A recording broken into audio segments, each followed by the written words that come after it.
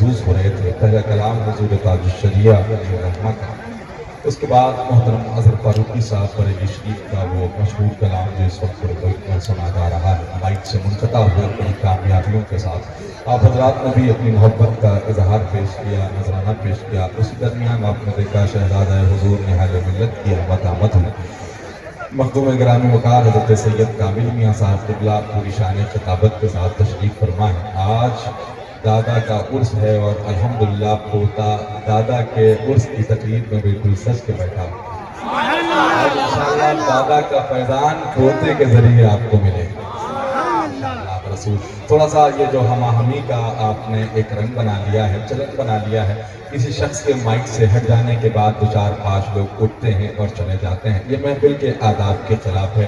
حضور کی محفل میں آیا کریں تو سارے کام بھول جایا کریں۔ حضور کی محفل میں آیا کریں تو یہ نیت کر کے آیا کریں کہ جب تک اللہ کے رسول کی بارگاہ میں کھڑے ہو کر کے سلام کا نذرانہ پیش نہیں کر دیں گے تب تک ہم اپنی کسی ضروریات سے محفل سے نہیں اٹھیں گے، ہے نا؟ انشاءاللہ اس ارادے کے ساتھ آیا کیجئے۔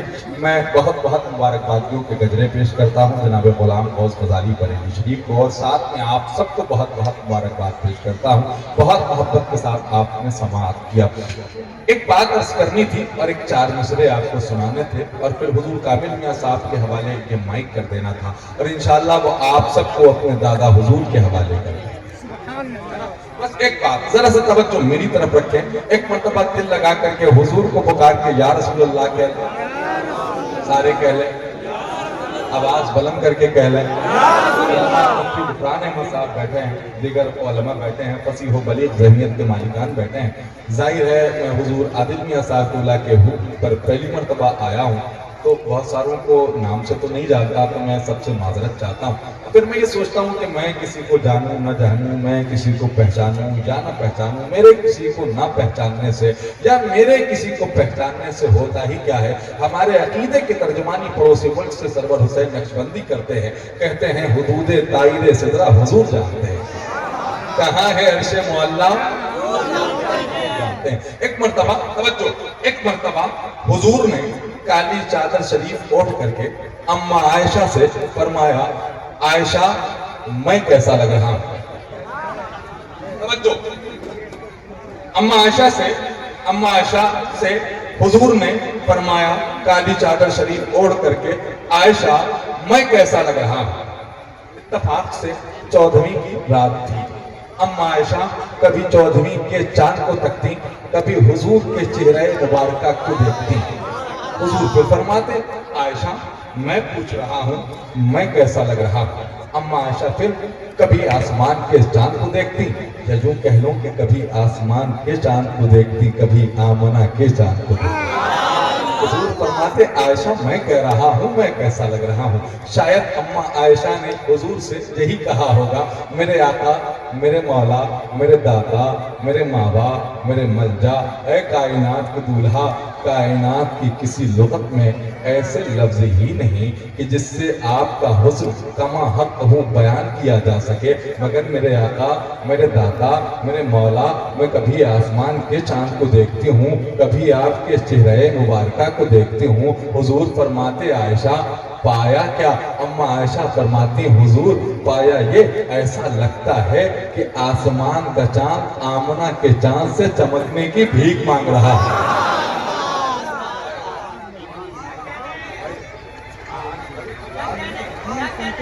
ایسا لگتا ہے کہ آسمان کا چاند آمنہ کے چاند سے چمکنے کی بھیک مانگ رہا ہوں۔ میرے دوست ہیں دلی رہتے ہیں، کہتے دل میں لے کر کے آس بیٹھا ہے۔ میں کانپور رہتا ہوں، اللہ کا فضل ہے، اور کانپور کے قریب میں لکھنؤ ہے۔ لکھنؤ اور کانپور میں شاعری کا کیا معاملہ ہے، پورے ہندوستان میں آئینے کی طرح ظاہر ہے۔ میری فکر، میری سوچ اچھے شعروں کی رسیاں ہو چکی۔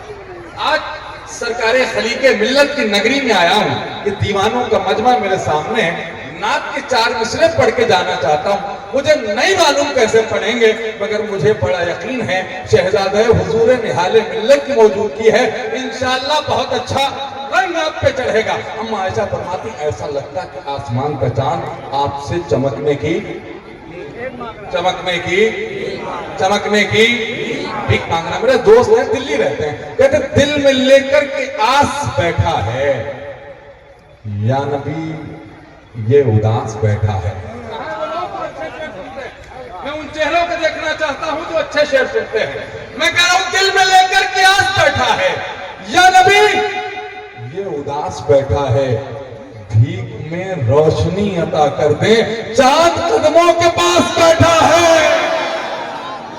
रोशनी अता कर दे, भीख में रोशनी अता कर दे, भीख में रोशनी अता कर दे। चांद के पास बैठा है। बहुत बहुत शुक्रिया। हमको उनसे वफा की है उम्मीद जो नहीं जानते वफा क्या है।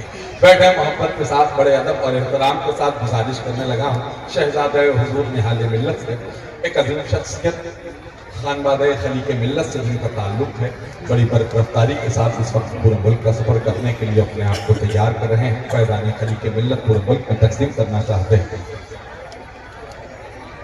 ये बात तो हमेशा बात से कह रहे हैं, आपने नहीं सुनी।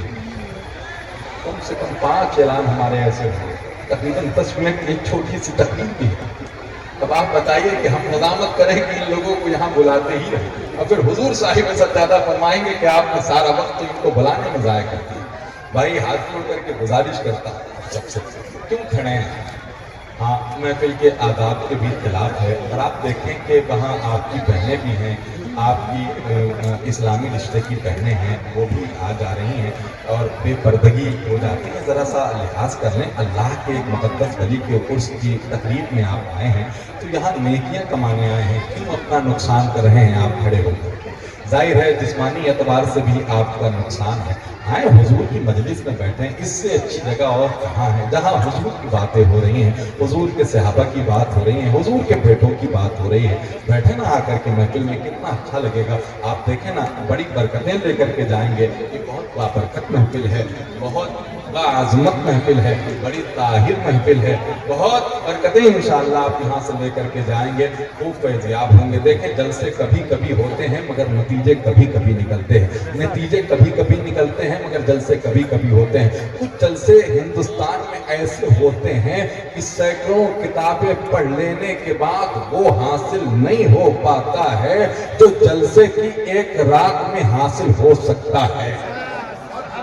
आप देवसर के इस जलसे को वो जलसा समझ सकते हैं। अल्हम्दुलिल्लाह रब्बिल आलमीन। मोअतमद उलमाए इकराम, मुअतसम उलमाए इकराम, मुअत्तर उलमाए इकराम व सादात ज़वील एहतराम की आमद है।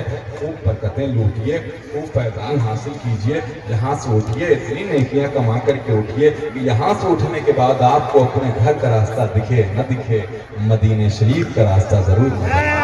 फिर आप हुजूर ताजुश शरिया की ज़बानी कहते हुए नजर आए। वो चमका गुंबदे खज़रा, वो शहरे पुरज़िया। बैठे बस बैठे, वक्त मेरे पास नहीं है। बस बड़े अदब और एहतराम के साथ मखदूम गिरामी वकार फ़ैज़ इखलास हज़रत